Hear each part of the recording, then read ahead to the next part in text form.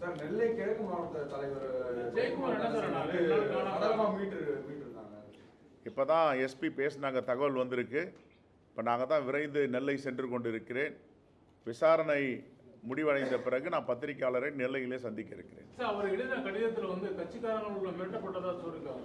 சொல்லியிருக்காரு, அதெல்லாம் விசாரிச்சுட்டு இருக்கோம். நாங்களும் விசாரிக்கிறோம், போலீஸும் விசாரிக்குது. விசாரித்து என்ன உண்மை நிலவரத்தை கண்டிப்பாக உங்கள்கிட்ட அறிவிப்போம்.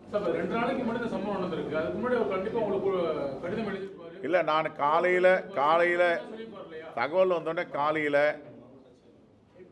7 மணிக்கு காவல்துறை அதிகாரியிடம் தொடர்பு கண்டு கேட்டபோது 2ஆம் தேதி 8:30 மணிக்கு மேல் அவர் தொடர்பு எல்லைக்கு அப்பால் இருக்கிறார், தொலைபேசி சுவிட்ச் ஆஃப் செய்திருக்கிற தகவல் கொடுத்தார்கள். விசாரிக்க சொல்லியிருந்தோம்.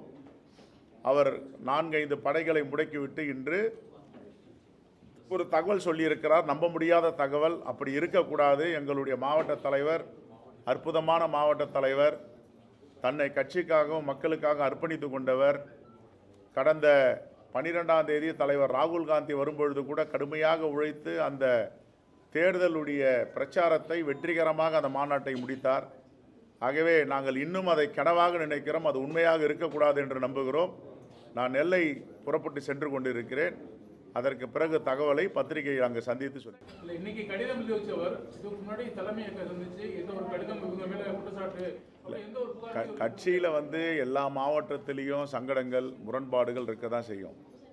அது இல்லாமல் இல்லை. ஆனால் அதையும் இதையும் நம்ம ஒப்பிட்டு பேச முடியாது. காவல்துறை ஃப்ரீயாக விசாரிக்க சொல்லியிருக்கோம்.